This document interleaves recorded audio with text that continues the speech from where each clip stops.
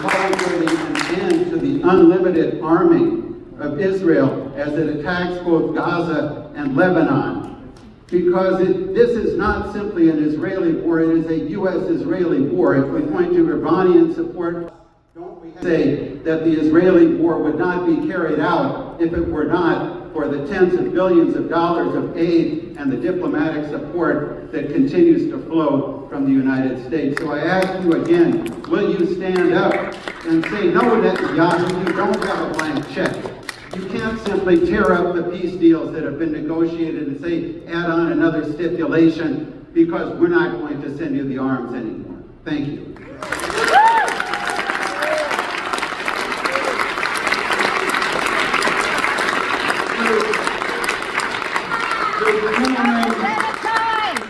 The gentleman makes a number of important points, and let me kind of walk through a little bit of my views. A lot of the abuses, not all, but a significant number of the abuses stem from policies that Hamas advances. For example, the suffering, folks, the suffering often comes from people being put out in front of Hamas facilities and the like, and they suffer when there's an effort to deal with Hamas.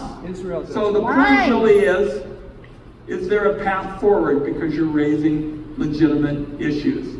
And I think we ought to have some version of what's been discussed here recently, and I'm going to push forward during the lame duck, of a ceasefire.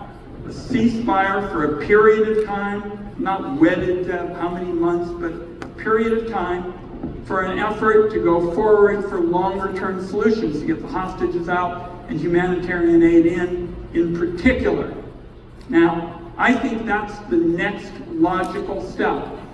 I will not, when all of these foreign powers are assisting Hamas, I'm not going to make every military decision on the floor of the United States Senate. I sit on the Intelligence Committee. You have voted for all of the money and weapons to Israel. I sit on the Intelligence Committee.